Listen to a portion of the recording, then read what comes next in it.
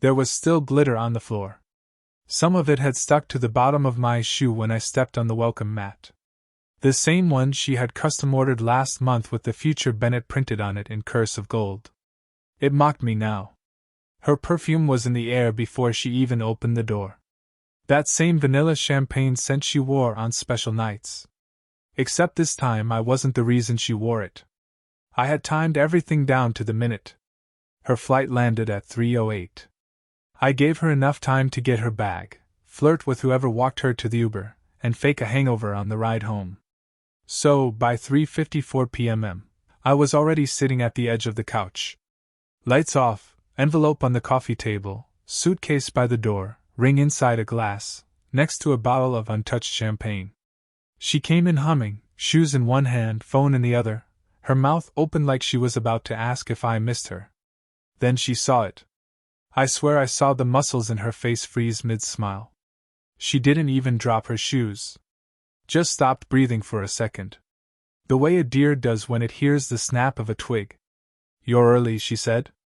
I didn't answer. I didn't even move. I wanted her to fill the silence. Drown in it.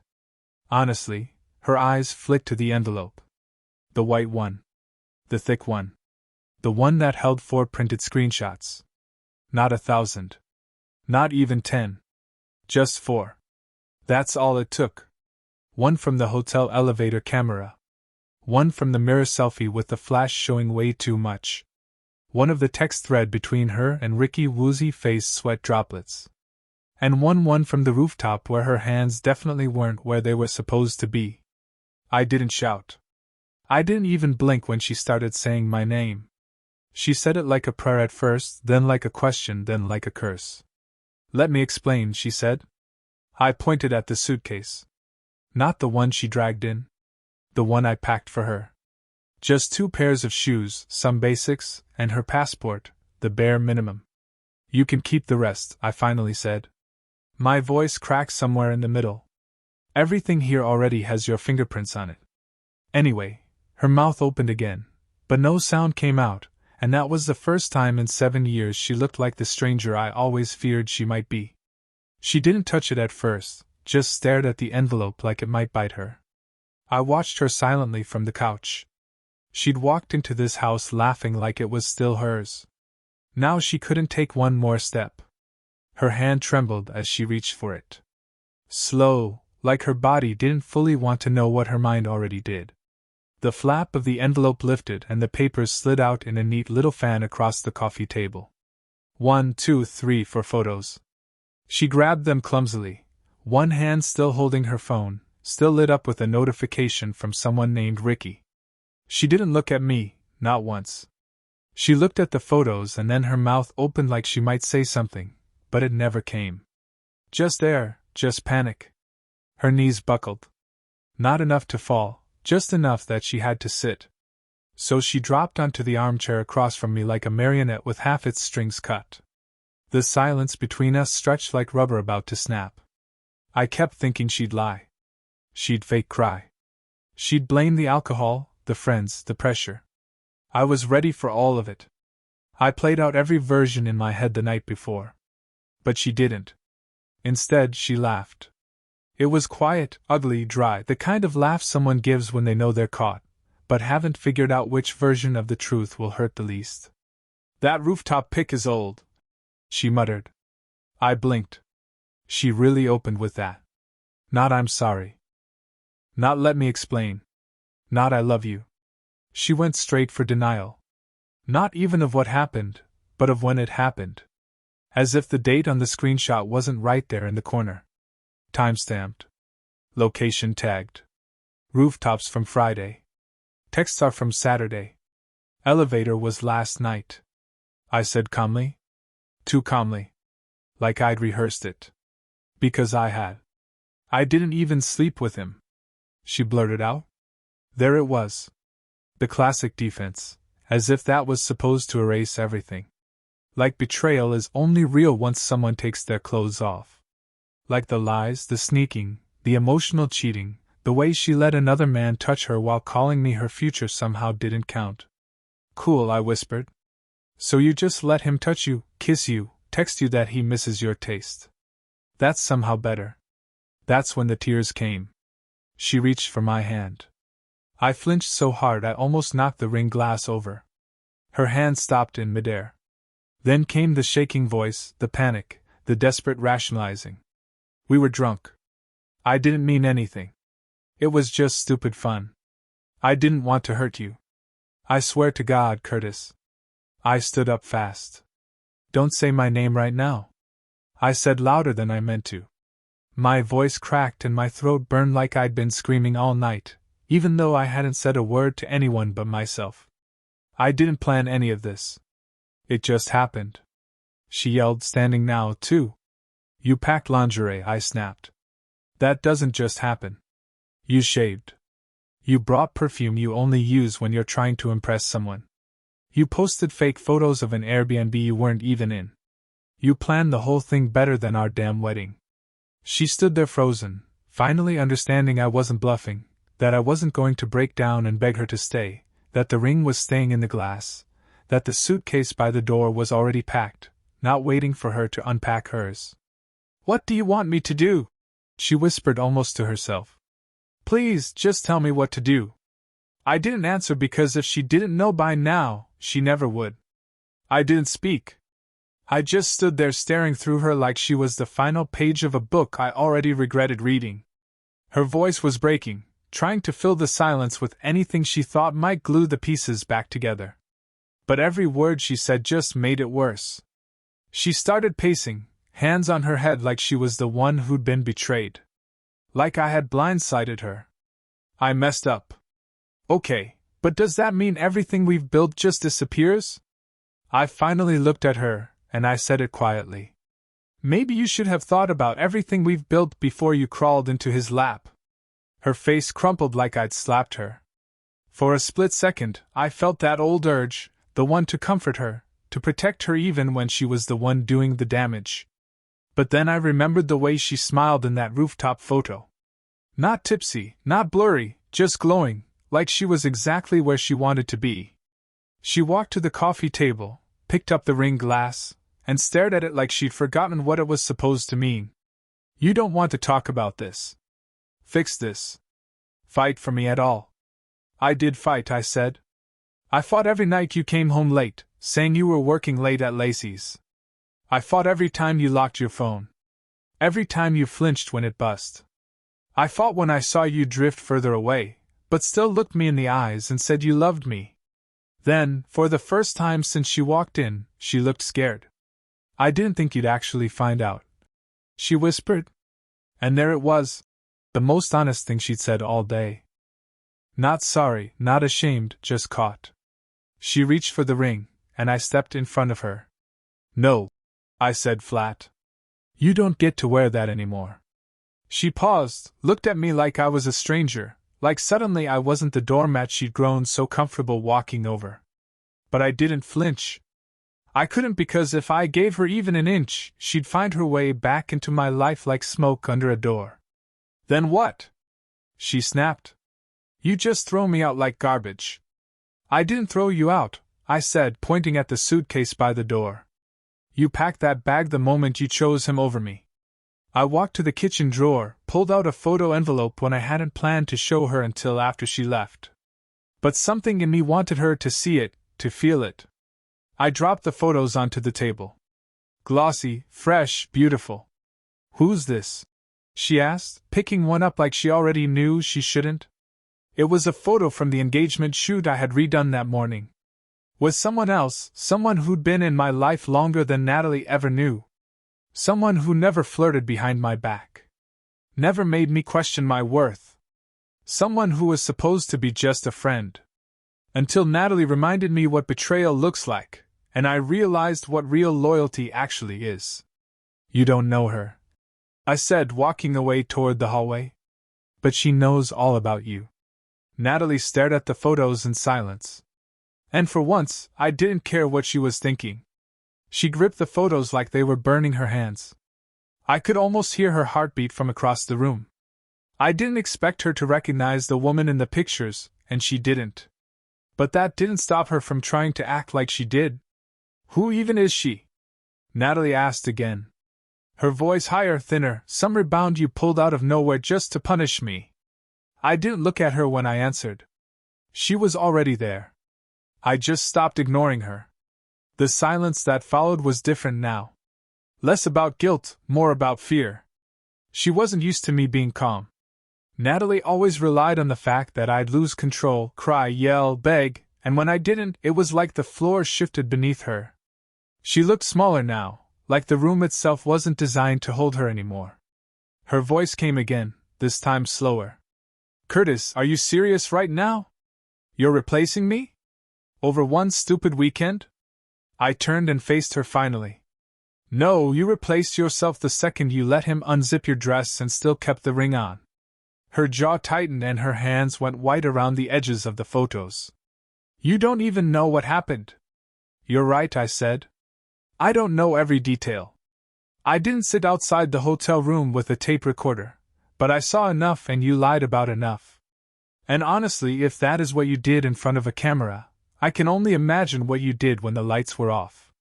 That landed hard. She sat down again slowly like her legs gave out. She was still wearing that little gold ankle bracelet I bought her last year. It caught the light as she shifted. I remember how proud she was of it.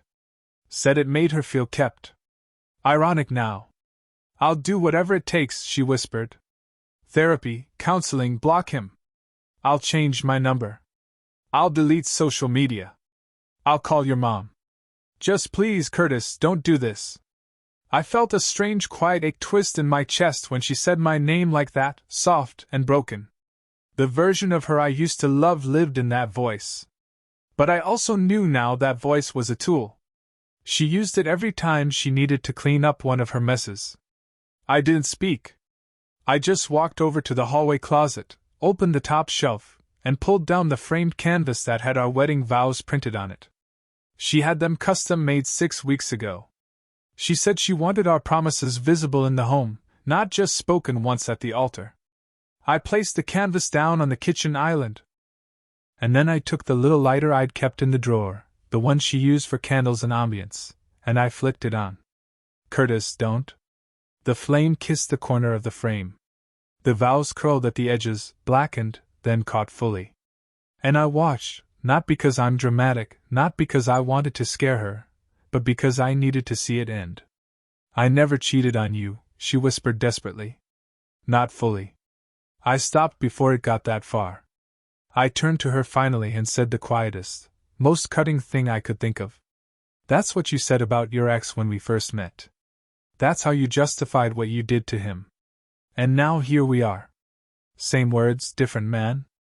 Her whole face changed like a mirror cracking from the inside, like she'd finally seen herself and hated what she saw. Smoke from the burning canvas curled toward the ceiling like it was trying to escape the room before things got worse. The printed vows turned to black flakes and soft gray ash. Natalie didn't move. She just watched it all fall apart. Not just the vows, but the illusion she'd built. The one where I'd always be the guy who stayed, who forgave, who waited for her to cry hard enough to win. This time, I didn't reach for her. I didn't speak to soften it. I just let it burn. I know what this is, she finally said, her voice. You're doing this to make me feel small. You want me to suffer? No, I said. You already made yourself small. I'm just done pretending it's my job to lift you up. She stood slowly, shoulders stiff, the way she does when she's about to say something cruel.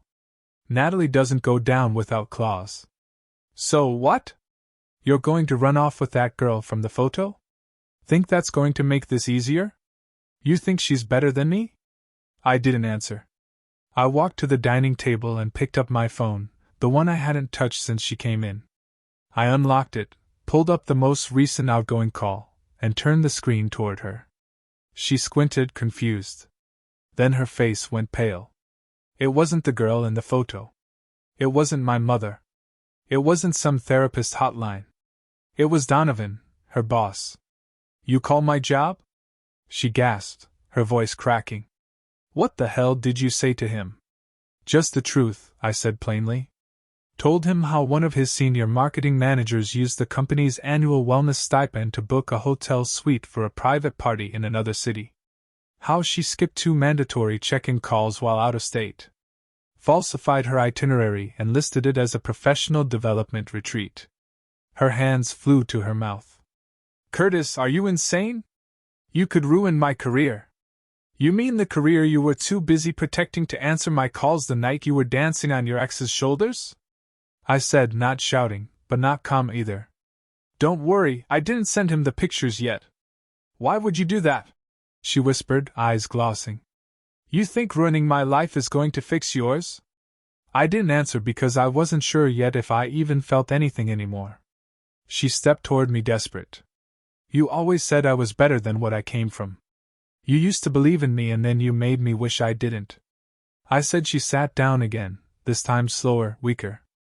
She knew I wasn't bluffing. She knew the fallout was real and she still didn't know the half of it. Curtis, please. You don't understand. I was confused. I felt like I was disappearing in this wedding. Like I was becoming someone else. I panicked. It wasn't supposed to go that far. Funny, I said, walking toward the door. That's almost word for word what you said to your ex when you left him for me. She froze again. And that was the moment, that exact second, that her whole mask cracked. Her shoulders slumped. Her mouth opened, but no words came. Because for the first time in her life, she wasn't just being left. She was being seen for exactly who she'd always been. And this time, no one was sticking around to help her pretend otherwise. She stared at the floor like maybe if she stayed quiet long enough, it would all disappear. That's what she always did. Avoided, delayed, waited me out. But this time, there wasn't anything left to wait for. She looked like someone who finally realized the house was already on fire. And she was the one who dropped the match. Her phone buzzed on the counter. She didn't move, so I leaned over and tapped the screen, knowing exactly what it was. "Email from Donovan," I said casually. Subject line, meeting request. Her eyes darted to the phone. And for a second I saw it. Real fear. Not the kind she used to manipulate me. Not the performative kind. The real kind. The kind that settles in your bones when you finally understand you're not in control anymore. She grabbed the phone and opened the email. Her lips moved slightly as she read. Her fingers tightened around the device. "What did you say to him?" she asked again, barely able to get the words out. "Did you send him the photos?" "Not yet," I said. "I figured he might want to hear your version of the weekend first. I'm nothing if not fair." She laughed, or tried to. It came out more like a cough. "You're proud of this? You're proud of blowing up my entire life over a mistake?" I tilted my head. "You think this is about pride?" She walked to the fridge, pulled out a bottle of water, and twisted the cap with shaking hands. I watched her drink like she needed it just to stay upright. Then, without turning around, she said something I honestly didn't expect. "I didn't even like him that much." I blinked. She kept talking, her voice low, bitter. "Ricky or Logan or whoever else you think was the center of all this. It wasn't about him. It was about not feeling anything. I felt like I was disappearing into you, into the wedding, into this image of what I was supposed to be that weekend. It was me screaming for oxygen." I stood there stunned, unsure if I was supposed to feel sympathy or just revulsion. "Then you should have just said that," I finally replied instead of lying, sneaking around, humiliating me in a group chat full of your friends. She turned to face me, and her eyes were bloodshot now. "I didn't want to lose you, but you didn't want to keep me either," I said, walking toward the hallway. "You just wanted me around long enough to cushion your fall." I went to the bedroom, grabbed the second envelope, the one she didn't know existed, and tossed it on the couch next to her. "What's this?" she asked, not touching it. "Letter of termination from the wedding planner. She already cancelled the venue, the florist, the band, everything. And before you ask, yes, I paid the cancellation fees. You're off the hook." She slowly sank down into the couch, blinking hard like she couldn't process the speed of how fast things were crumbling. "Just 2 days ago," She was wearing a sash that said Future Mrs. Hartley while sipping champagne and grinding against a guy she once told me was barely a fling. Now she was surrounded by ashes and suitcases. "Curtis," she said softer.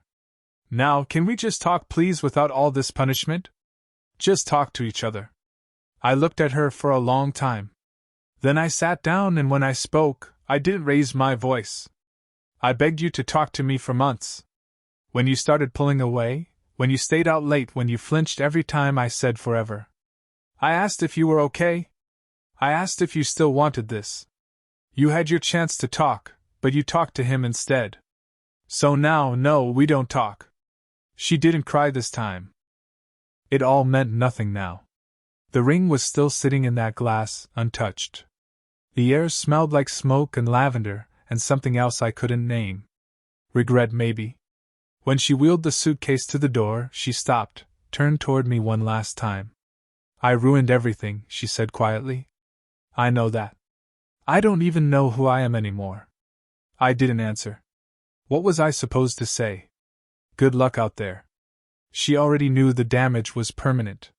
Then she said something softer, not manipulative, not performative this time, just small. "I hope someone loves you better than I did." I looked at her for a moment. And for the first time in all of it, I didn't feel pain. I didn't feel anger. I just felt done. Finally. "You don't need to hope," I said. "She already does." Natalie blinked. Her mouth opened, but no words came. I didn't know her an explanation. I let her stand there in that confusion. In that silence, she left without another word. The door clicked shut behind her like punctuation. Full stop. End of chapter. And here's the part she never expected.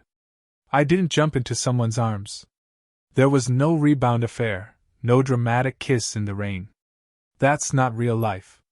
What was real was the quiet, the peace, the slow return of my own voice in my head instead of hers. It took time, but eventually the woman from those photos, the one she thought was just a prop, a threat, she called me. I hadn't expected her to. I didn't ask, but she reached out. She said she saw the photos and she cried, not because I looked good in them, but because she said I looked like myself again, like someone she hadn't seen in years. Her name's Elise. We met way before Natalie. She was the one I'd always told myself was too good for me. Back then, I thought Natalie was what I deserved. Someone exciting, unpredictable, wild. But Elise, she was consistent, thoughtful, honest. I thought that meant boring. Turns out it meant safe. She invited me to coffee. No pressure, just conversation. And we talked for hours. Like no time had passed. Like all the pieces I thought were shattered had just been scattered, waiting to be put back by the right person. She didn't ask about Natalie. She didn't need to. She just listened to me. All of me. Even the whining, the hurt, the pieces I didn't want to admit were still bleeding. And somewhere in that cafe between the second and third cup, I realized something so stupidly simple. I wasn't broken. I was just free. Now it's been 6 months. The apartment looks different, brighter, calmer. My nights are quiet, not because I'm alone, but because no one is yelling or lying or hiding texts in the bathroom. Elise comes over on Sundays. She brings muffins and wears big sweaters and reads the news out loud like an old movie character. Sometimes I catch myself smiling for no reason, just smiling. And I think that's how I know I made it out. Natalie hasn't called. I don't think she will. Last I heard, she left her job and moved cities. Beth still texts me sometimes, says she's trying to be better. But me, I already am. And I didn't need revenge. I just needed peace.